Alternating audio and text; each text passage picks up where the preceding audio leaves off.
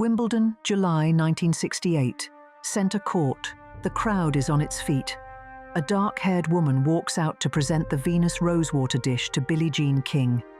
She moves with the kind of ease that cannot be learned, only inherited. Diamond earrings catch the summer light. Her posture is flawless, her smile warm and entirely in command. She will be dead within 6 weeks. For 30 years, Marina, Duchess of Kent, had been one of the most photographed women in Britain. The press called her the most elegant princess in Europe, and nobody seriously argued. What they did not see, what she made absolutely certain they would never see, was that for nearly 2 decades, she had been quietly converting her most precious possessions into cash. Selling her jewels, one by one, to keep her household standing and her children's futures intact. And the most magnificent of those jewels, a diamond bow brooch born in the lost world of Imperial Russia, worn at her wedding, displayed to the public as proof of who she was, would one day travel to the funeral of a British queen on the wrist of a Qatari royal decades after Marina herself was gone. Keep that brooch in mind. This is her story. A princess of vanished empires. She was born in Athens on the 13th of December 1906, the youngest daughter of Prince Nicholas of Greece and Denmark and Grand Duchess Elena Vladimirovna of Russia. 2 crowns in her blood, and both of them within her lifetime would cease to exist. Through her father, she was a granddaughter of King George I of Greece, born a Danish prince who had been placed on the Greek throne by the great powers of Europe. Through her mother, she descended from Grand Duke Vladimir Alexandrovich of Russia, a son of Tsar Alexander II, and the Vladimir branch of the Romanovs was, even by Imperial Russian standards, extraordinary in its wealth, its status, and its jewels. When the Greek monarchy collapsed after the First World War, Marina's family joined the long, melancholy procession of displaced European royalty into Paris. The money contracted, the apartments were smaller, the court was gone. But the sense of who they were, that never contracted at all. Later writers would describe Marina as someone who understood herself to belong to an exclusive world of intermarried dynasties, a world apart from newer, more bourgeois monarchies.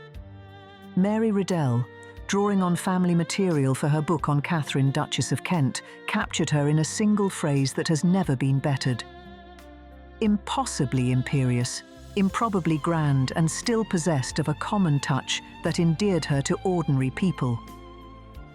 That tension, the hauteur and the warmth existing simultaneously, is the key to everything that follows. And in that exiled Parisian world, jewels were never merely decoration. For the Vladimir Romanovs, jewels were identity. They were the portable proof of lineage when the palaces were gone and the titles were all that remained. Marina absorbed this understanding completely. A piece of jewelry was not an accessory. It was a statement of who you were and where you came from, worn on the body so that no one could mistake it. She would spend the rest of her life proving that, and then quietly spending it. The most glamorous Kent. In November 1934, Marina married Prince George, Duke of Kent, the 5th son of King George V and Queen Mary, and by general agreement the most charming and artistically inclined of the brothers. Where Edward was restless and George VI was dutiful, Prince George was bohemian, beautiful, and expensive in his tastes.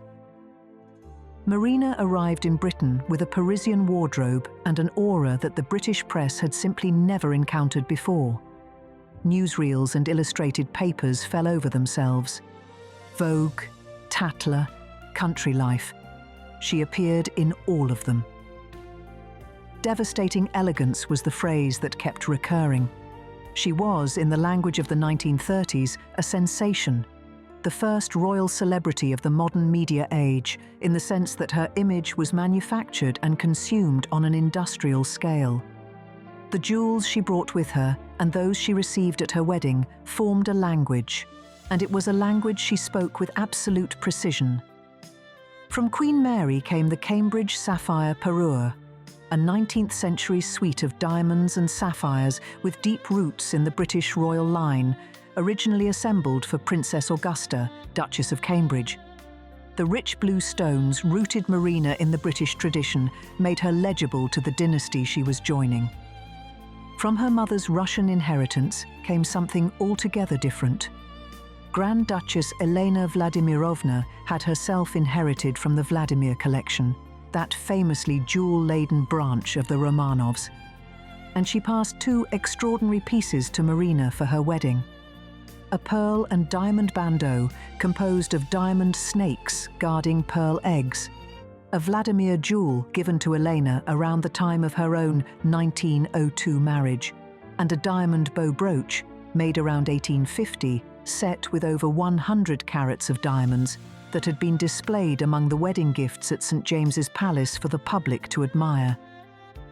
From the City of London came a fringe tiara of diamond spikes in the Russian style, a civic gift, the nation formally adopting her. And here is the detail that tells you everything about Marina's inner life. For the official portraits taken to mark the wedding, she wore the City of London fringe tiara, her welcome to Britain, her public face. But for the ceremony itself in Westminster Abbey, she chose the Vladimir fringe tiara, the heavier, more widely spaced diamond fringe bought by her mother from Russian relatives, the tiara of the exiled Vladimir clan. A private signal, hidden in plain sight. She was telling those who knew how to read it, "I am here, and I am grateful, and I have not forgotten where I came from." The financial reality behind the photographs was already more complicated than it appeared. Parliament had fought in December 1934 over the proposal to raise George's civil list annuity from £15,000 to £25,000 a year on the occasion of his marriage. James Maxton of the Independent Labour Party objected on principle. The debate was real, and the scrutiny was real. George was not poor, but he was not independently wealthy either. He relied heavily on that annuity and on private allowances from his parents. The expensive tastes, the art, the travel, the interior decoration were real too. The facade of effortless glamour had a financial architecture beneath it, and that architecture was less solid than the photographs suggested. Eagles Rock. The 25th of August, 1942. George, now an Air Commodore in the Royal Air Force, boards a short Sunderland Mark III flying boat, W4026, at RAF Invergordon, bound for Iceland on a wartime mission. The aircraft climbs into cloud. At around 20 minutes past 1 in the afternoon, it strikes the hillside at Eagles Rock, near Dunbeath in Caithness. It explodes on impact. 14 of the 15 people aboard are killed. The sole survivor is the rear gunner, Flight Sergeant Andrew Jack, thrown clear as the aircraft broke apart. A court of inquiry concluded that the pilot had altered course for reasons unknown, descended in cloud without ensuring he was over water, and drifted inland until the aircraft met rising ground. George became the first member of the British royal family to die on active military service since James IV of Scotland fell at Flodden in 1513. Marina was 35 years old. She had 3 children, the youngest an infant. And then, days after the crash, came the second blow, the structural one, the one that would shape the next 26 years of her life. The civil list annuity was tied to the person of the Duke. It stopped the instant he died. There was no automatic provision for a young royal widow. Hugo Vickers, quoted in later accounts of her finances, put it with devastating precision. She was effectively the only war widow in Britain whose estate was forced to pay death duties. Grief and a financial reckoning arriving in the same breath. Now, and this matters because lesser accounts get it wrong, she was not destitute. King George VI provided private allowances. Queen Mary did the same. A modest, formal annuity followed in time. She was, in the language that fits her situation most accurately, property-rich and income-poor. Coppins in Buckinghamshire, an undistinguished but comfortable house on 132 acres with 4 reception rooms, a large music room and 14 bedrooms, was hers. The Grace and Favour apartment at Kensington Palace was hers. The jewels were hers. What was gone was the comfortable margin, the buffer, the ease. From this moment, Marina's pride turned that gap into a performance, and she would sustain it without a single visible crack for the rest of her life. The 1947 sale. March 1947, Christie's, London. A 3-day auction.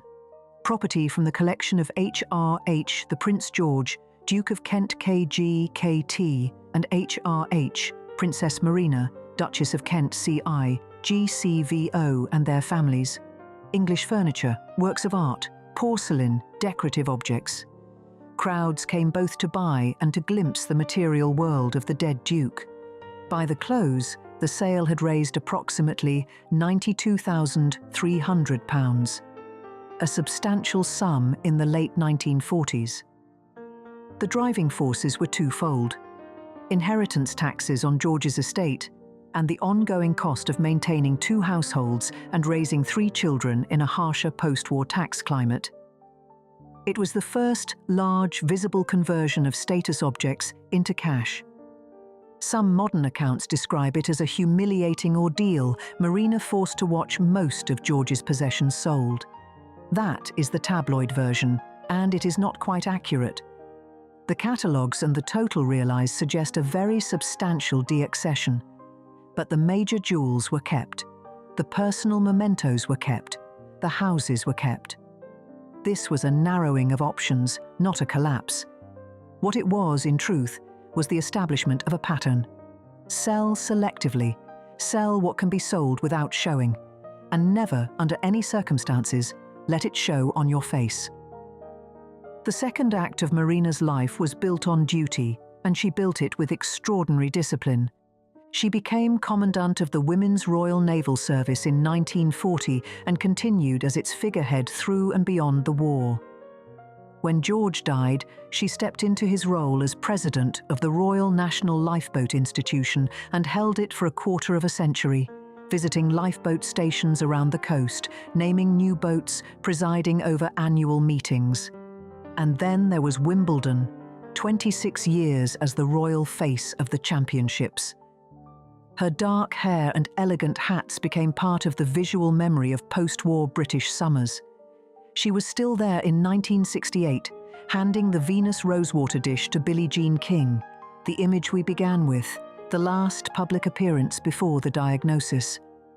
She lived between Kensington Palace and Coppins, reduced her staff, sold surplus furnishings, and managed her finances with a precision that was never visible from the outside.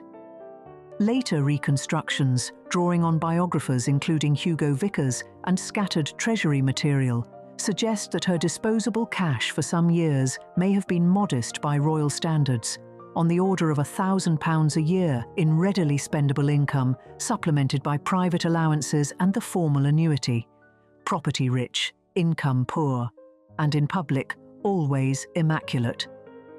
The jewels deployed as the finishing statement, as if nothing in the financial arrangements behind them had changed at all. The Times obituary praised her warm-hearted and generous nature and her lack of self-consciousness about rank. Those who worked with her through the RNL, I remembered her as genuinely engaged, asking questions of lifeboat crews and their families, not simply gliding through ceremonies. The imperious and the warm, coexisting to the end. If she worried over bills or investments, it was behind firmly closed doors. And now we come to the chapter that the photographs never showed. The City of London fringe tiara, the civic gift, the symbol of her welcome to Britain, was kept. After Marina's death in 1968, It passed to her youngest son, Prince Michael of Kent, and became the principal tiara of his wife, Princess Michael, on their marriage in 1978. It had already served as a wedding diadem for Marina's daughter, Princess Alexandra, in 1963. It is still worn at state banquets today. Not everything was monetized, which makes what follows hurt more. The Cambridge Sapphire Parure, Queen Mary's gift, the suite that rooted Marina in the British line, followed a different path. After Marina's death, the sapphires passed to her elder son, the present Duke of Kent, and his wife Catherine wore the parure, tiara and all, into the 1970s. Then the historic 19th century tiara quietly left royal hands. It was replaced in the Kent jewel case by a smaller modern piece assembled from the suite's button necklace. Parts of the remaining parure were later traced to a London dealer. The court jeweller and specialist jewellery world reporting have followed the trail, though it should be said plainly. These details come from auction records and jewellery world sources, not official royal statements. The diamond girandole earrings, those long pendant drops in the late 18th century style that had appeared repeatedly in photographs of Marina at court functions, were sold in the 1970s in lieu of death duties, according to jewellery historians who have studied their provenance. They resurfaced at Christie's in London in November 2000, purchased by the London jeweller S.J. Phillips. By that point, some of the principal diamonds had reportedly been replaced or altered, the scars of a long journey through different hands. The Vladimir pearl bandeau, the diamond snakes and pearl eggs, the piece that had come from Marina's mother's Russian inheritance, was inherited by Princess Alexandra and worn by her at a number of grand occasions before being sold in the 1970s, according to Geoffrey Munn's account cited by the Royal Watcher. And then there is the diamond bow brooch, made around 1850, set with over 100 carats of diamonds. A Vladimir jewel inherited by Marina's mother, Grand Duchess Elena Vladimirovna, and passed to Marina for her 1934 wedding, where it was displayed among the gifts at St. James's Palace. It had appeared repeatedly in Marina's photographs, a statement piece, a piece of the lost St. Petersburg world worn in the drawing rooms of post-war Britain. The Kent family sold it sometime in the 1970s. It entered the collection of Jane Wrightsman, the American philanthropist who assembled one of the most significant private jewel collections of the 20th century. When Wrightsman's jewels were auctioned at Sotheby's in 2012, the bow brooch realized $842,500, far above estimate. Jewelry writers noted its Vladimir Kent history, its repeated appearances in Marina's photographs, the extraordinary journey it had made. It appears now to belong to the Al Thani collection of the Qatari royal family. And in September 2022, at the committal service of Queen Elizabeth II at Windsor, Sheikha Amna bint Mohammed Al Thani was photographed wearing it. A diamond bow brooch born in Imperial Russia, worn by a grieving princess who was quietly selling her world to keep her children's futures intact, sold to satisfy the taxman, scattered across the globe, and present, at the end, at one of the most watched royal ceremonies of the modern era. This is not a story of ruin. Marina never fell. She managed. She planned. She sold selectively and she kept her counsel, and she appeared at Wimbledon every summer in her elegant hats with her diamonds at her ears, and nobody knew. She was a princess of two vanished monarchies, the Greek throne gone, the Romanov world gone, who had arrived in Britain with a Parisian wardrobe and a jewel case full of history, and who spent the next 3 decades converting that history, quietly and with absolute dignity, into the means for her children to hold their place in a world that had moved on without her empires. In July 1968, a brain tumour was diagnosed. She died in her sleep at Kensington Palace on the 27th of August, her 3 children and her sister at her bedside. Her coffin was draped with the Greek flag. She was buried at Frogmore beside George, whose remains had been moved there the previous day. The jewels outlived the empires. They outlived the Duchess. And the most magnificent of them, that diamond bow born in St. Petersburg, worn in Westminster, sold in a decade of quiet necessity, very nearly outlived her secret entirely. It took a funeral in Windsor in 2022 to bring it back into the light. Here is the question I keep returning to. Was Marina's lifelong discretion an act of extraordinary dignity? Or was it something closer to denial? A refusal to let the world see what the years had actually cost her? I don't think there's a clean answer. And I suspect that's exactly how she would have wanted it. If you want to trace the next lost empire jewel, the Vladimir pearl bandeau, the Cambridge sapphires, or perhaps something from the Russian side of the family that has never been properly followed, tell me in the comments. These threads go deep, and I am not finished pulling on them. If this story moved you, a like helps this channel reach the people who care about these histories as much as we do. And if you want to be here when the next vault opens, subscribe. There is always more to find.